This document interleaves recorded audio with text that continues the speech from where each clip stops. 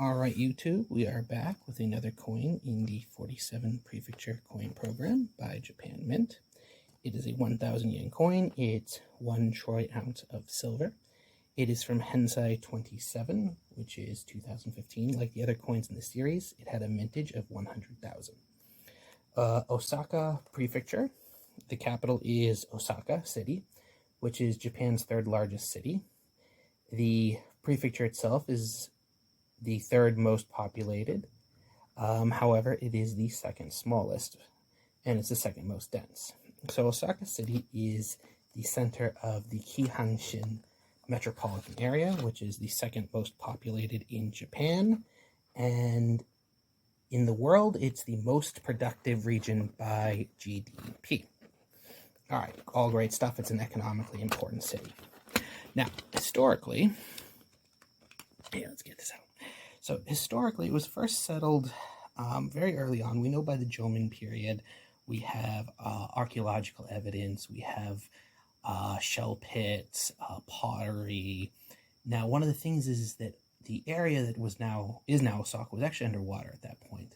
Slowly over time, erosion actually causes settlement to fill in that area, and so the ocean has actually slowly retreated throughout history as more and more sediment has come down through the rivers and built up more land.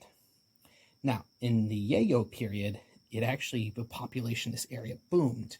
Because of this period, people adopted agriculture, particularly rice production. It was no longer a hunter-gatherer society.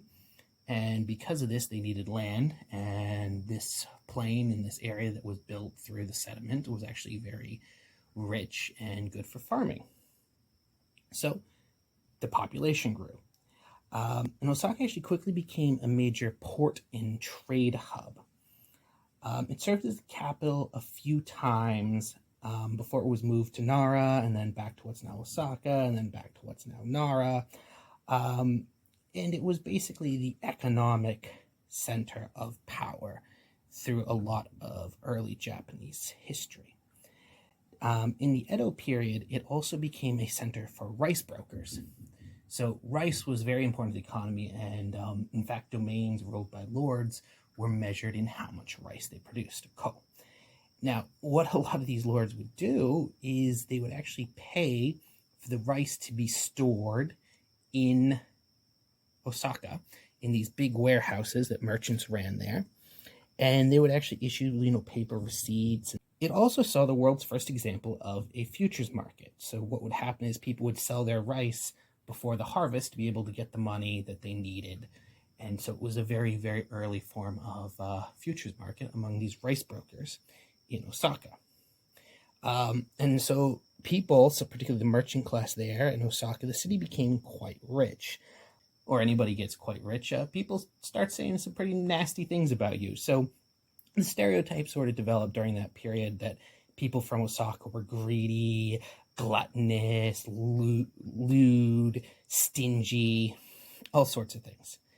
Now, in the Meijin period, after the power was removed from the shogun, it actually became an industrial center. So once again, very wealthy because lots of industrialization, car productions in Japan started there. And then post-World War II, a lot of it was destroyed during World War II because it was a major industrial center. Of course, it's going to be a major target. So there was lots of reconstruction and also suburbanization, and that's why it's such a big urbanized area now that's kind of spread out.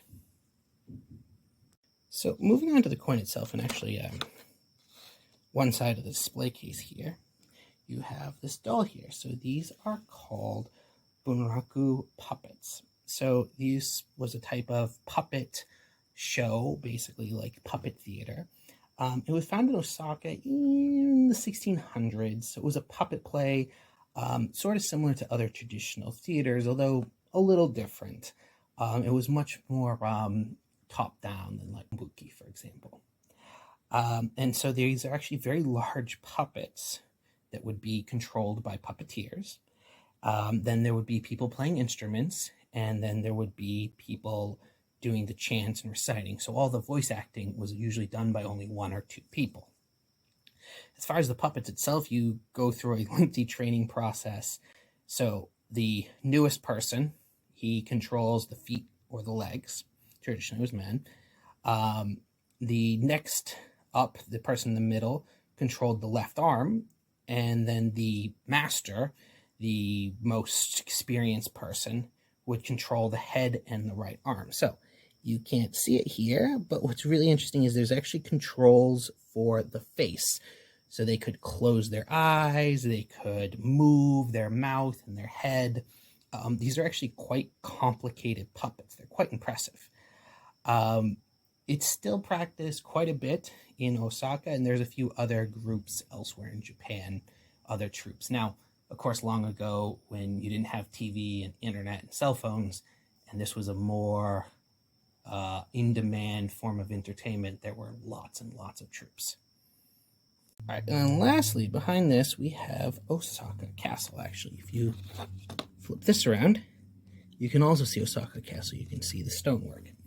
So construction on this castle started in 1583, and it was on the grounds of a former Ikokukiki temple. Now, these were a group of, I guess we could say, a peasant rebellion with religious tendencies against the system of government, against, the shogunate, the dynamos. This was a period of pretty much perpetual warfare.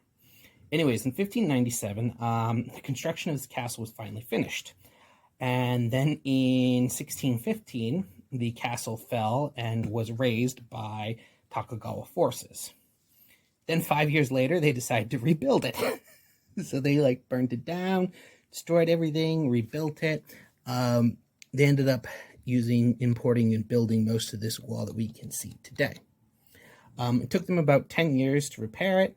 It was lost relatively quickly to pro-imperialist forces, and it was rebuilt in concrete in 1931. It was actually used as an arsenal during World War II. It got hit by a bomb, was badly damaged, and then it was repaired up and basically refurbished. And it's now a museum from 1995 to 1997. It went through major fixing, I guess is the best way to put it. All right, I actually like this one. It's very, well, Osaka Castle is one of those touristy places, one of those pictures is really you always see for Japan. So there really wasn't anything else they could put on there, I feel like, for Osaka. I also do really like that they include the Bunraku dolls. Very traditional. I like them. I like their appearance. But tell me what you think. Would you have put something else on this coin? I don't know. I actually really like this design, but then again, it really, is two such Japanese things because, it's Osaka. So tell me what you think. Would you have done the design differently? Thank you for liking. Thank you for subscribing. And I will see you in the next one.